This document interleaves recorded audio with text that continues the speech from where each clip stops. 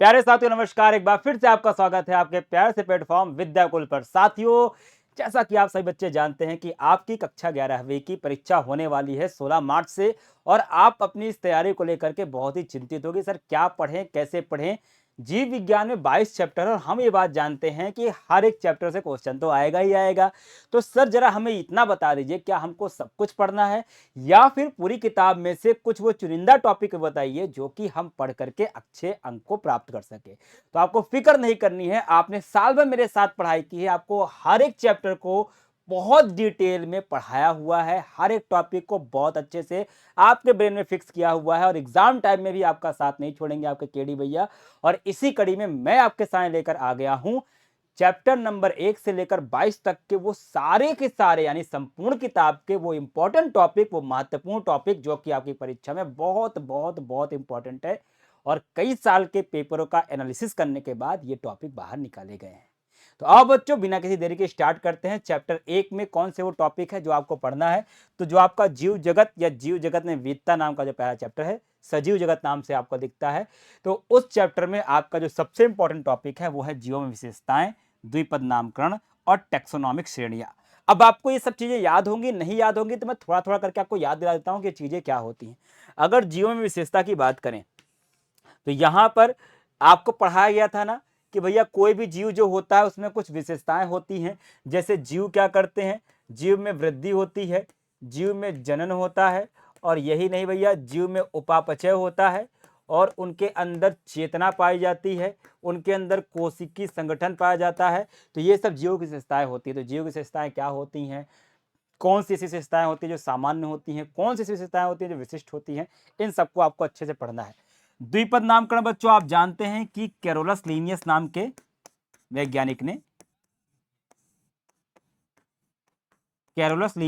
वैज्ञानिक ने बताया था कि कैसे दुनिया के सारे जीव जंतुओं का एक वैज्ञानिक नामकरण होता है, एक वैज्ञानिक नामकरण होता है, और उसके दो पद होते हैं, एक होता है भैया वंश, एक होता है जाति। जैसे कि होमोसेपियंस में होमो वंश है और सेपियंस जाति है, तो उसके नियम क्या होते हैं, लैटिन और ग्रीक वर्ड में लिखे जाते हैं। पहला अक्षर जो है कैपिटल होता है, दूसरा अक्षर जो होता है, मतलब दूसरा अक्षर बोल रहा हूँ, जाति का पहला अक्षर स्मॉल लेटर में होता है। लिखते समय अंडरलाइन करना पड़ता है अलग अलग, या छपते समय उनको हम बोल्ड लेटर में यानी इटैलिक में लिखते हैं, थोड़ा सा कर्सिव में लिखा जाता है। तो ये सब चीज़ें आपको पता होना चाहिए।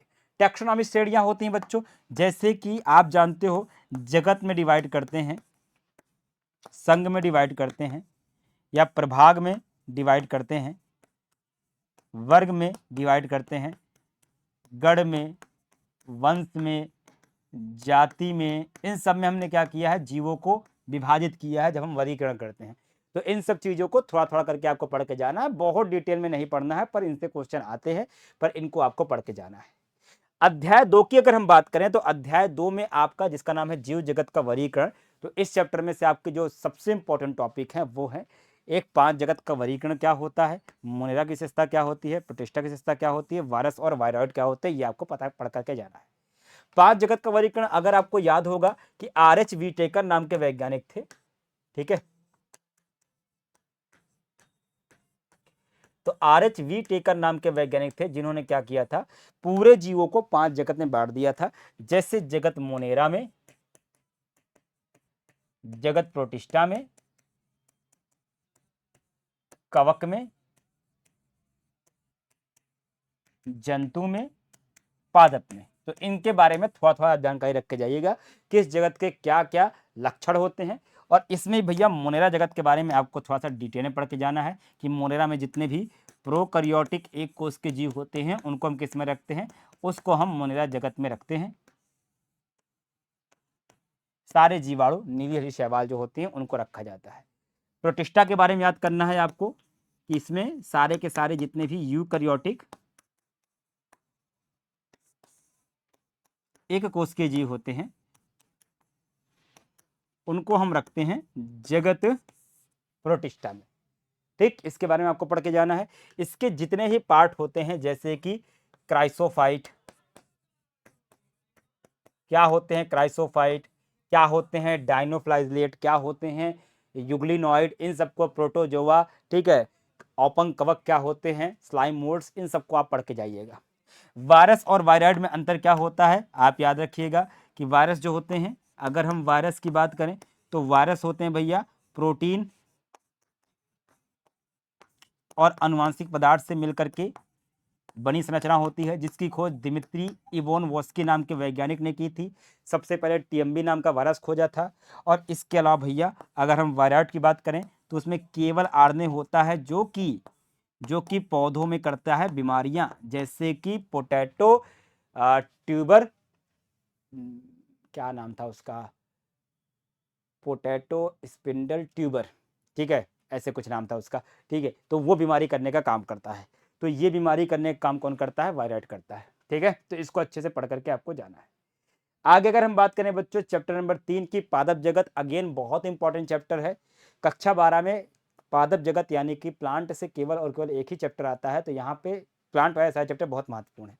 इसमें शैवाल के प्रकार आपको भैया अच्छे से पढ़ के जाना है। क्या होता है क्लोरोफाइसी यानी हरी शैवाल क्या है, क्या होता है फियोफाइसी, भूरी शैवाल क्या होती है, इसके बारे में पढ़ के जाना है।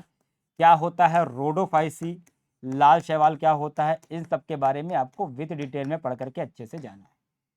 ब्रायोफाइट की विशेषता देखना है, ब्रायोफाइट क्या होते हैं, ठीक है, जितने भी ब्रायोफाइट है उनके बारे में आपको अच्छे से पढ़ के जाना है कि ब्रायोफाइट क्या होते हैं। इनको जल की आवश्यकता होती है निषेचन के लिए, पादप का उभयचर कहते हैं, इनके बारे में आपको पढ़ के जाना है, ठीक है। वही जो जिनमें जड़ तना पत्ती के समान संरचना पाई जाती है। इसके बाद भैया टेरिडोफाइटा के बारे में पढ़ के जाना है, पहले स्थलीय जीव थे, इनके बारे में ही पढ़ के जाना है। इनमें जनन कैसे होता है इसको जरूर पढ़ लीजिएगा, ठीक है।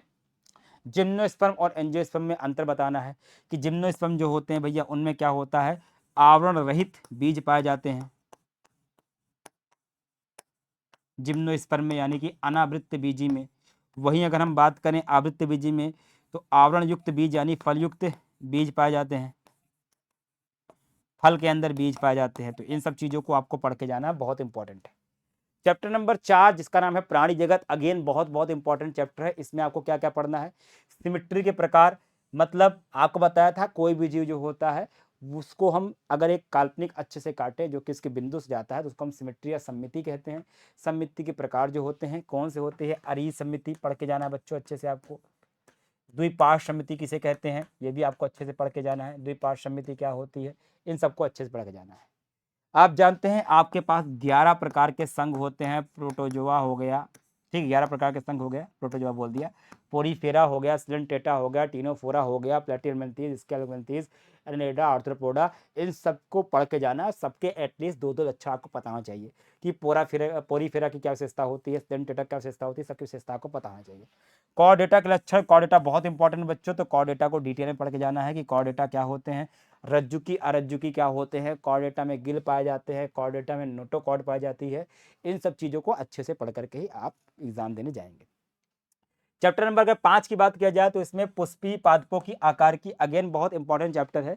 इसमें जड़ के प्रकार आपको अच्छे से पढ़ करके जाना है कि मूसला जड़ क्या होती है, सब आपको पढ़ाया गया है, सब के सब आपको पढ़ाया गया है। मूसला जड़ क्या होती है, तंतु जड़ यानी झकड़ा जड़ क्या होती है इसके बारे में, या अपस्थानिक जड़ क्या होती है, इन सारी जड़ों के बारे में आपको पढ़ करके जाना है।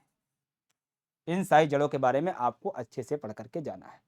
पत्ती की संरचना कैसी होती है, एक पत्ती जो होती है उसकी संरचना में क्या क्या देखने को मिलता है उसके बारे में आपको अच्छे से जाना है। पत्ती क्या होती है, लीफ बेस क्या होता है, ठीक है, पर्णवृंत क्या होता है, स्तरिका क्या होती है, पत्ती के प्रकार क्या होते हैं, संयुक्त पत्ती किसे कहते हैं, सरल पत्ती किसे कहते हैं, इसको पढ़ करके आपको जाना है। फूल के भाग बहुत इंपॉर्टेंट है बच्चों, क्या होता है बाह्य दल, क्या होता है दलपुंज, क्या किसका काम होता है, क्या होता है पुमंग या पुंकेसर, और क्या होता है जायांग या स्त्री केसर, इन सबको आपको पढ़ करके ही आगे जाना है। नेक्स्ट चैप्टर है भैया आपका चैप्टर नंबर 6 जिसका नाम है पुष्पी पादपों की शारीरिक रचना या पुष्पी पादपों की शारीर। अगर हम इसकी बात करें तो इसमें आपको पढ़ना है मेस्मेटिक टिश्यू यानी विभजोतक उत्तक जो कि पाए जाते हैं कहाँ पे, जो कि शीर्षस्थ होते हैं, वो किस प्रकार से काम करते हैं, जो अंतर्वेशी टाइप के होते हैं वो किस प्रकार से होते हैं, उनका कार्य क्या होता है, कौन द्वितीयक वृद्धि करता है, कौन प्राथमिक वृद्धि करता है, पार्श्व विभज्योतक क्या होते हैं, इन सब के बारे में आपको अच्छे से पढ़ना है। स्थायी उत्तक की बात करें भैया, तो स्थायी उत्तक जो दो प्रकार के होते हैं, यानी कि जटिल और सरल, वो पढ़ना है। यानी कि पैरेनकाइमा क्या होता है, इसके लक्षण कहाँ पाया जाता है, स्क्लेरेनकाइमा या कॉलनकाइमा कहाँ पाया जाता है,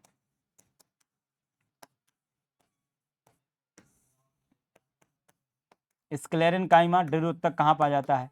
तो इन सब के बारे में आपको पढ़ करके एकदम जाना है। मैं सब याद दिला दे रहा हूँ बच्चों, सब आपके नोट्स में है, सब आपने पढ़ा हुआ है। जाइलम और फ्लोएम क्या होता है, जाइलम का कार्य क्या होता है, आपको पता है कि जड़ से जल और खनिज को लाने का काम करता है। फ्लोएम की बात करें तो ये पोषक तत्वों को, ठीक है, इधर से उधर ले जाने का काम करता है पौधे में। तो भैया इन सबको आपको अच्छे से पढ़ करके जाना है। चैप्टर नंबर 7 की अगर बात करें, प्राणियों में संरचनात्मक संगठन, तो अगर इस चैप्टर की बात करें तो इसमें सबसे इंपॉर्टेंट चीज है उपकला उत्तक, संयोजी उत्तक और पेशी उत्तक को पढ़ करके जाना है। उपकला उत्तक क्या होते हैं, जो शरीर का व अंगों का आवरण बनाते हैं, उनके बारे में आपको पढ़ के जाना है। इसके भी कई प्रकार के होते हैं, शल्की, सरल, घनाकार, ठीक है, घनाकार वाले हो गए, ठीक है, या स्तंभाकार, रोमाभिस्तंभाकार, इन सबको पढ़ करके जाना है। संयोजी उत्तक बच्चों बहुत इंपॉर्टेंट है। इसमें बच्चों आपको रक्त के बारे में, अस्थि के बारे में और उपास्थि के बारे में पढ़ करके जाना है, इसके बिना काम ना चलेगा। पेशी उत्तक में भैया 3 प्रकार की उत्तक पेशी होती हैं, जैसे कि रेखित पेशी, रेखित पेशी और प्लस अरे हृदय पेशी, दिमाग में नहीं आ रहा था। तो इन सब के बारे में आपको पढ़ना है, ठीक है, इन सब के बारे में आपको पढ़ के जाना है। चैप्टर 8 कोशिका जीवन की इकाई, बहुत बहुत इंपॉर्टेंट चैप्टर है। इससे बहुत क्वेश्चन भर भर के हर साल आते हैं, तो इसको अच्छे से पढ़ करके जाना। सबसे इंपॉर्टेंट है कि प्रोकैरियोटिक और यूकैरियोटिक कोशिका क्या होती है। मतलब एक जिसमें केंद्रक अस्पष्ट होता है, यानी कि प्रोकैरियोटिक कोशिका, उसको पढ़ करके जाना है। और एक जिसमें केंद्रक स्पष्ट होता है, यानी कि यूकैरियोटिक कोशिका, उसको पढ़ करके जाना है आपको, ठीक, इसको पढ़ के जाना है। कोशिका झिल्ली का मॉडल क्या था, आपको पता है ना कि ये लिक्विड मोजैक मॉडल होता है, निकोलसन और सेंगर ने बताया था। इसके बारे में पढ़ के जाना कि कैसे होता है कि 2 फॉस्फोलिपिड की लेयर होती है, जिसमें बीच बीच में प्रोटीन धसे होते हैं, ये आपको पढ़ के जाना है। माइटोकॉन्ड्रिया बच्चों, कोशिका का ऊर्जागृह कैसे, ये कोशिका का ऊर्जागृह कैसे होता है, इसमें बाहरी आवरण होता है, क्रिस्टी होती है, सब क्या होता है आपको, ये आपको अच्छे से पढ़ करके जाना है। गोल्जी बॉडी क्या होता है, इसको भी अच्छे से पढ़ के जाना है। ये वो है जो प्रोटीन और वसा को इकट्ठा करता है। तो इन सब चीजों को अच्छे से पढ़ के जाना बच्चों, ये चैप्टर बहुत इंपॉर्टेंट है, इसमें सारे टॉपिक को एक बार दोहरा के जरूर जाना। अगला अगर हम चैप्टर की बात करें तो वो है चैप्टर 9 जैव अणु। अगेन इंपॉर्टेंट चैप्टर है। इसमें कार्बोहाइड्रेट के बारे में, प्रोटीन के बारे में, लिपिड के बारे में पढ़ना है आपको। कार्बोहाइड्रेट कितने प्रकार के होते हैं, मोनोसैकेराइड क्या है, डाइसैकेराइड क्या है, ओलिगोसैकेराइड क्या है, पॉलीसैकेराइड क्या है, इन सब के बारे में पढ़ना है। पेंटोस शुगर क्या है, हेक्सोस शुगर क्या है, इन सब के बारे में सब पढ़ाया गया है। प्रोटीन क्या होता है, अमाइनो एसिड के बहुलक होते हैं जिसमें पेप्टाइड बॉन्ड लगे होते हैं, इसके बारे में पढ़ के जाना। लिपिड क्या होता है, ग्लिसरॉल क्या होता है, ठीक है, ग्लिसरिक एसिड क्या होता है, इन सब चीज़ों को शरीर में कहाँ पाए जाते हैं, कितने पाए जाते हैं, इन सबकी मात्रा को पढ़ के अच्छे से जाना है, ठीक है। अगला भैया चैप्टर नंबर 10 कोशिका चक्र एवं कोशिका विभाजन। Again very important chapter. 2 चीजें पढ़ना है आपको, कोशिका चक्र किसे कहते हैं, ठीक है, कोशिका चक्र के चरण कौन कौन से होते हैं। मतलब आप जानते हो कि एक होती है अंतरावस्था, ठीक, जिसमें G1 G2 एस फेज पाई जाती है, इसके बारे में पढ़ के जाना है। प्लस आपको पढ़ना किसके बारे में है, प्लस आपको पढ़ना है विभाजन अवस्था या एम अवस्था जिसे कहते हैं। अब उसमें बच्चों 2 अवस्थाएं होती हैं, याद आया, एक होती हैं केंद्रक विभाजन और एक होती है कोशिका द्रव्य विभाजन।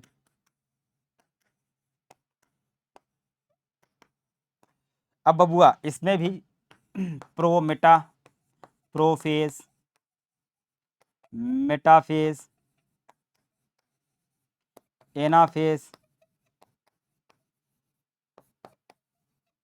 टीलोफेज, ठीक है, इन सब के बारे में आपको पढ़ के जाना है। माइटोसिस क्या होता है, मियोसिस क्या होता है, यानी कि समसूत्री विभाजन और अर्धसूत्री विभाजन क्या होता है, इसको अच्छे से पढ़ के जाना। यहाँ पे 2 कोशिका का निर्माण होता है जो कि गुणसूत्रों की संख्या में समान होती हैं। यहाँ पे 4 अगुणित कोशिका का निर्माण होता है जिनमें गुणसूत्रों की संख्या आधी होती है, तो इनको भी अच्छे से पढ़ करके आपको जाना है। ठीक है, mitosis meiosis very important. Again बच्चों, चैप्टर नंबर 11 है पौधे में जल का परिवहन है। उतना इंपॉर्टेंट चैप्टर तो नहीं है, लेकिन इसमें कुछ टॉपिक बहुत पूछे जाते हैं कि विषण क्या होता है। ठीक है, याद है बच्चों, आपको पढ़ाया गया है कि उच्च सांद्रता से निम्न सांद्रता की ओर पदार्थ के अणुओं की, निम्न सांद्रता की ओर जो पदार्थ के अणुओं की गति होती है उसी को हम क्या कहते हैं, विषण कहते हैं। पराशरण भैया वही चीज बेटा, उच्च सांद्रता से निम्न सांद्रता की ओर एक पारदर्शी अर्धपारगम्य स्तर से जो जल का परिवहन होता है उसी को भैया हम क्या कहते हैं, पराशरण कहते हैं। ठीक है, पराशरण ऑस्मोसिस कहते हैं। दूसरा वाष्पोत्सर्जन क्या होता है, आप जानते हो कि पौधे में अपनी क्षमता से अधिक जल का अवशोषण कर दिया जाता है और फिर पौधा क्या करता है, बहुत सी मात्रा में जल को वाष्पोत्सर्जित कर देता है, जिससे कि पौधे में जल ऊपर की ओर चढ़ता चला जाता है। तो ये आपको देखने को मिलता है वाष्पोत्सर्जन। अगला है भैया चैप्टर नंबर 12 पौधे में खनिज पोषण। बहुत इंपॉर्टेंट चैप्टर है, बहुत बहुत इंपॉर्टेंट होते हैं। तो भैया वो कौन कौन से तत्व होते हैं, ठीक है, जो पौधे को चाहिए, कौन कौन से ऐसे आवश्यक तत्व हैं।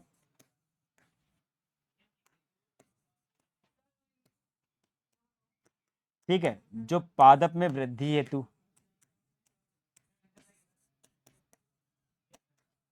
जो पादप में वृद्धि करने के लिए बहुत आवश्यक होते हैं, पादप में अलग अलग काम करने के लिए आवश्यक होते हैं। अगर खनिज कम होता है, अगर खनिज में कमी आती है तो कौन कौन से लक्षण उत्पन्न होते हैं, जैसे नाइट्रोजन की कमी से क्या होगा, फॉस्फोरस की कमी से क्या होगा, अलग अलग जो पदार्थ हैं उनकी कमी से क्या क्या दिक्कत होती है। अगली चीज भैया नाइट्रोजन चक्र क्या होता है, वेरी इंपॉर्टेंट। आप जानते हो कि भैया नाइट्रोजन बहुत इंपॉर्टेंट होता है, वो कैसे वायुमंडल से आता है पृथ्वी पर, पृथ्वी से वापस कैसे जाता है, इसको वायुमंडल चक्र देखना है। जैविक नाइट्रोजन स्थिरीकरण कैसे होता है बच्चों, आप जानते हो कि जो मृदा होती है उसमें कुछ ऐसे सूक्ष्म जीव होते हैं जैसे राइजोबियम होता है, एजिटोबैक्टर होता है, वे क्या करते हैं, वायुमंडलीय नाइट्रोजन को, ठीक है, जो वायुमंडलीय नाइट्रोजन है,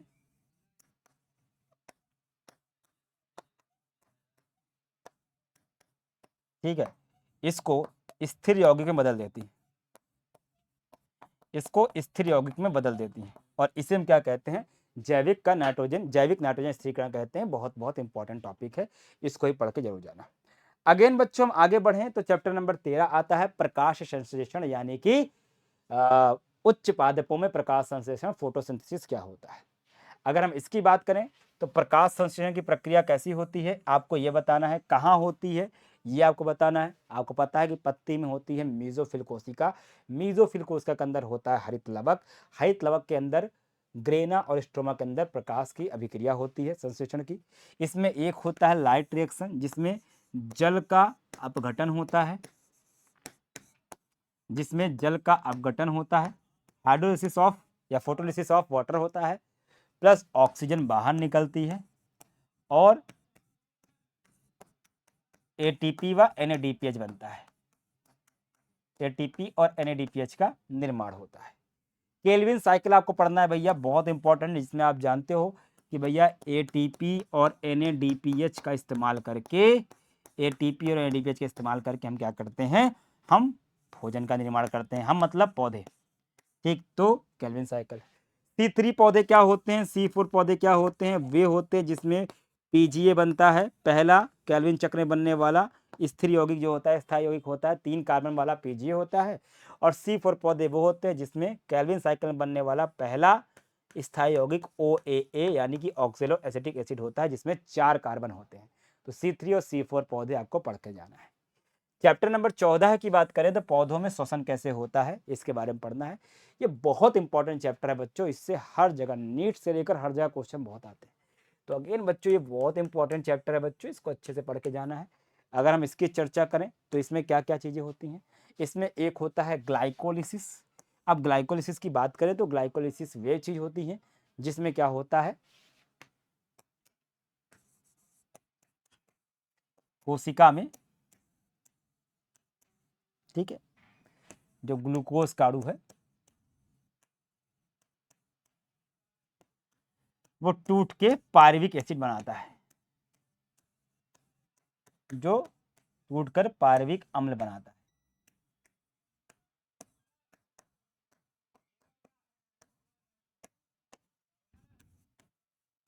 जो कि टूट करके पायरुविक अम्ल बनाता है।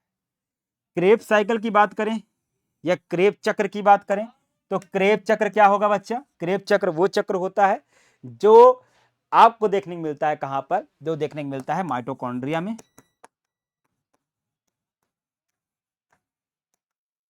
ठीक, जिसमें NADPH,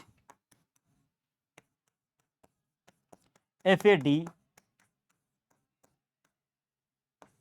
ये सब बनते हैं, ठीक है, ये सब बनते हैं।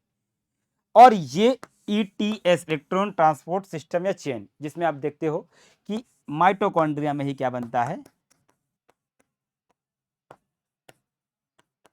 माइटोकॉन्ड्रिया में क्या बनता है, ATP का निर्माण होता है।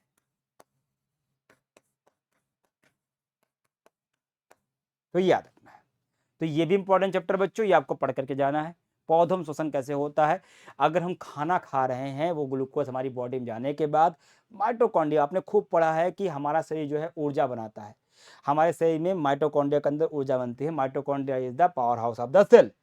माइटोकॉन्ड्रिया जो है वो कोशिका का ऊर्जा गृह है। तो कैसे उसने बनता है, इसको यहाँ पे देखना है। अगला अगर हम बात करें चैप्टर नंबर 15 की बात करें, पौधों की वृद्धि और विकास, ये उतना इंपॉर्टेंट चैप्टर तो नहीं है पर क्वेश्चन पूछ सकता है। तो पादप वृद्धि और परिवर्धन, इसकी अगर हम बात करें तो इसमें आपको ऑक्सिन नाम का जो हार्मोन है उसके बारे में पढ़ना है अच्छे से।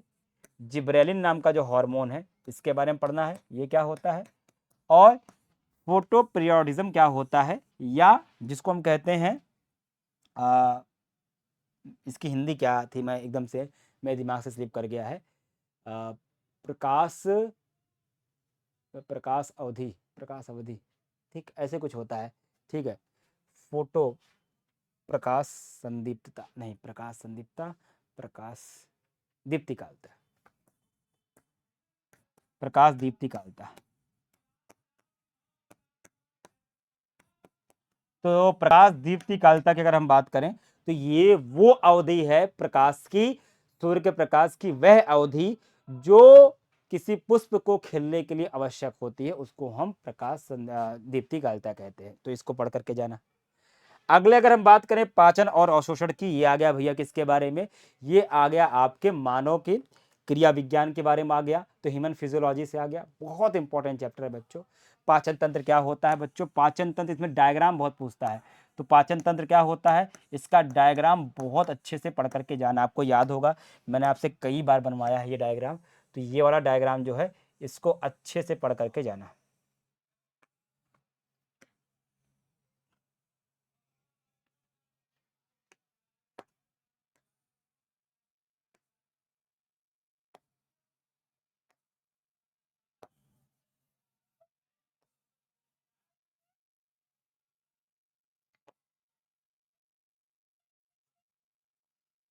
ऐसे बताया था ना, यहाँ पे ये लीवर हो गया, ये पेंक्रियाज हो गया, यहाँ पे ये सारी अन्य ग्रंथियां हो गई। इसको अच्छे से पढ़ करके जाना, डायग्राम की प्रैक्टिस खूब करके जाना।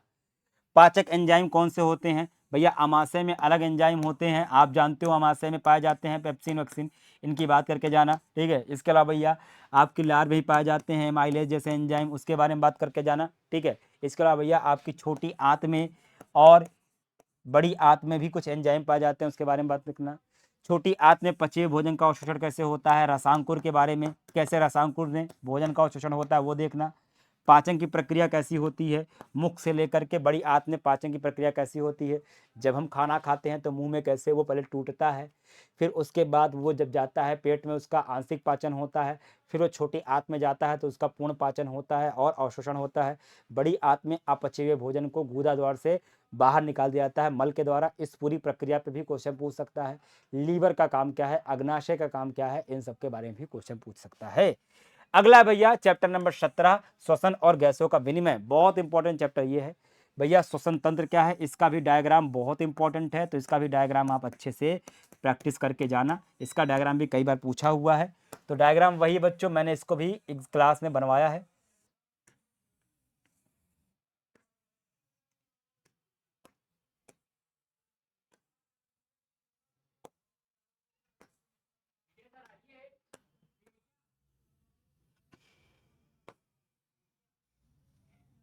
ठीक है, इस डायग्राम को आपको बनवाया है, तो ये डायग्राम देख करके जाना। श्वसन कैसे होता है, ब्रीदिंग मैकेनिज्म बहुत इंपॉर्टेंट है। कैसे सांस अंदर आती है, कैसे सांस बाहर जाती है। आपको याद होगा कि जो डायाफ्राम होता है, यहाँ भी डायाफ्राम आ गए, डायाफ्राम जब इस तरह से सीधा हो जाता है, नीचे की ओर जाता है, तो सांस अंदर आती है।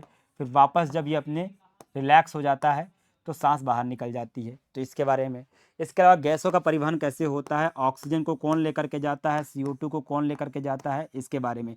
ऑक्सीजन को हीमोग्लोबिन लेकर के जाता है, मैक्सिमम 97%। CO2 बाइकार्बोनेट के रूप में ज़्यादातर जाती है। तो इन सब चीज़ों को अच्छे से पढ़ करके ही जाना है क्लास में। अगला चैप्टर है बच्चों शरीर द्रव्य एवं परिसंचरण। ओए होए, बहुत बहुत इंपॉर्टेंट चैप्टर है। इससे तो भर भर के क्वेश्चन यहाँ भी आते हैं।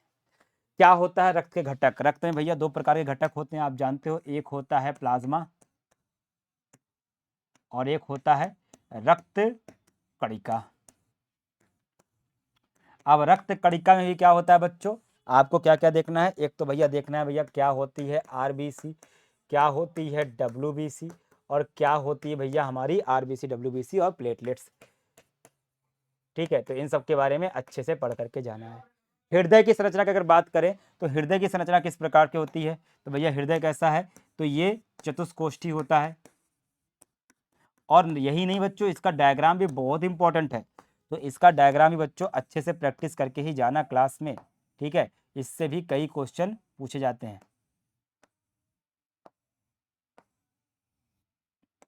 ठीक, तो इसका डायग्राम पूछता है, तो हृदय का डायग्राम अच्छे से बना करके जाना। ठीक, रक्त समूह क्या होता है, ए ब्लड ग्रुप क्या होता है, बी कैसे होता है, AB कैसे होता है, और O कैसे बनता है, इसके बारे में बताया था।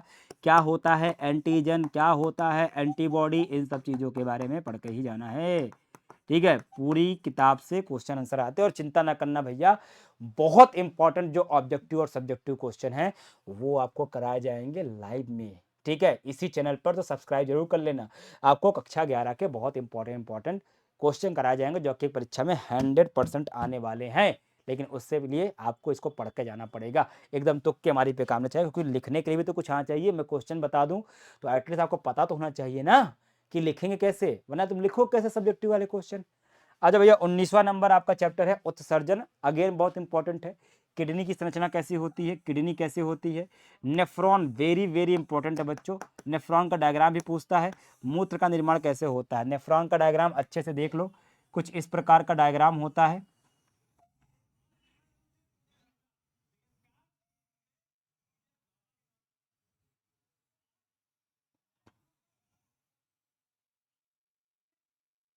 कुछ इस प्रकार से।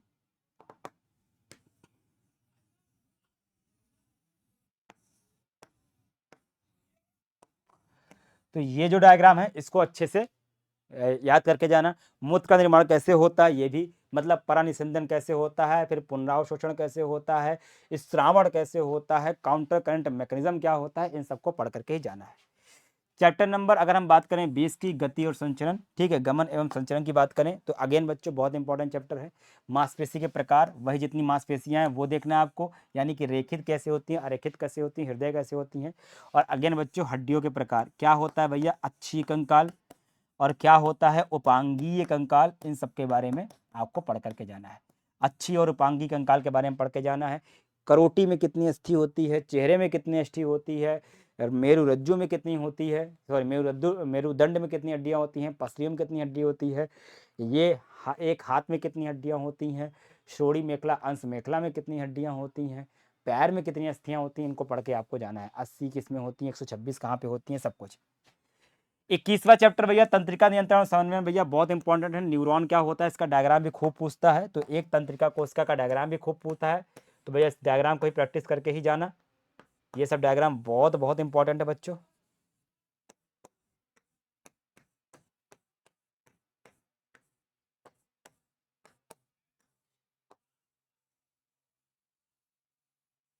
तो इस तरह का जो डायग्राम बच्चों इसको बना करके आपको प्रैक्टिस कर लेनी है।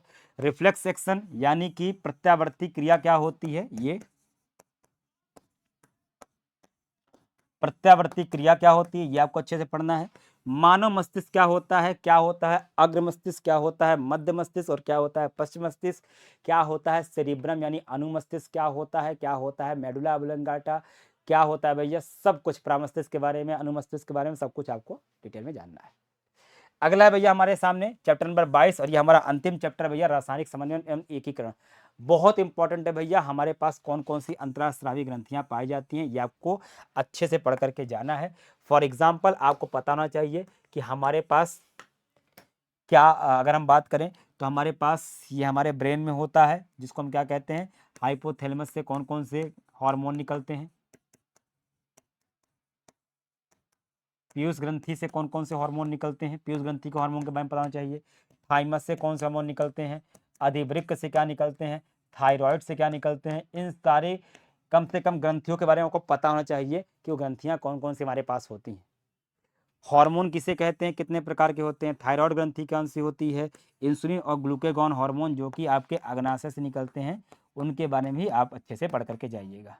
तो बच्चों ये क्या है, ये कुछ इंपॉर्टेंट आपके टॉपिक हैं जो कि हर एक चैप्टर से मैंने बताए हैं। क्यों बताए हैं, क्योंकि इंपॉर्टेंट जब मैं आपको क्वेश्चन आंसर कराऊंगा तो एटलीस्ट आपको पता तो होना चाहिए, तभी ना आप उसका आंसर लिख पाओगे। तो ये इतनी चीज़ आप पढ़ लोगे, गारंटी मेरी है कि आपकी कक्षा 11 में 90% से भी ज़्यादा आपके मार्क्स आ जाएंगे। और कुछ बातें आपको ध्यान रखनी है, आपको क्या करना है, आपको एग्ज़ाम में, आपका जो एग्ज़ाम होने वाला है उस एग्ज़ाम में एक बात रखना कि बायो में जितने भी क्वेश्चन पूछे जाएंगे, बायो में जितने भी क्वेश्चन पूछे जाएंगे, ठीक है, सबका आपको उत्तर लिखना है भैया। आप उसके सबके उत्तर एकदम स्पष्ट लिखेंगे और जितना हो सके डायग्राम का उपयोग करेंगे, खूब अच्छे से डायग्राम बना करके, खूब डायग्राम बनाना है, डायग्राम में कोई कमी मत करना, ठीक है। और एकदम अपने शब्दों में लिखना है, अपने शब्दों में एकदम बना के लिखना है बढ़िया से, अपने शब्दों में साफ साफ लिख दोगे, एग्जामिनर ऐसे ही सब पढ़ा है बेटा, अपने शब्दों में लिख लोगे, जो नहीं कि एकदम रटी रटाई बात लिखो, अपने शब्दों में लिख दोगे, पूरे के पूरे आपको अंक मिल जाएंगे। तो मैंने जितना बताया बच्चों बस उतना अभी से बस पढ़ लो, एक बार ऐसे सब आपको पढ़ा है एक बार रिवाइज कर लो, इसमें से सारे क्वेश्चन आ जाएंगे, इतना पढ़ के जाओगे पूरा 90% आप कर लोगे। और बहुत जल्द आपके लिए परीक्षा से पहले ऑब्जेक्टिव सब्जेक्टिव की भी क्लास आ जाएगी, उसको भी जरूर देख कर आना, गारंटी मेरी है कि एग्जाम में एकदम फोड़ फाड़ के आओगे। तो मिलते हैं बच्चों अगली क्लास में, अपने एग्जाम की तैयारी करते रहिएगा, केडी भैया आपके साथ हैं, आप चिंता मत करिएगा, जो जो बात बोलूंगा बस उसका फॉलो कर लेना। मिलते हैं बच्चे अगली क्लास में, ख्याल रखिएगा, नमस्कार, आपका दिन शुभ हो, जय हिंद जय भारत।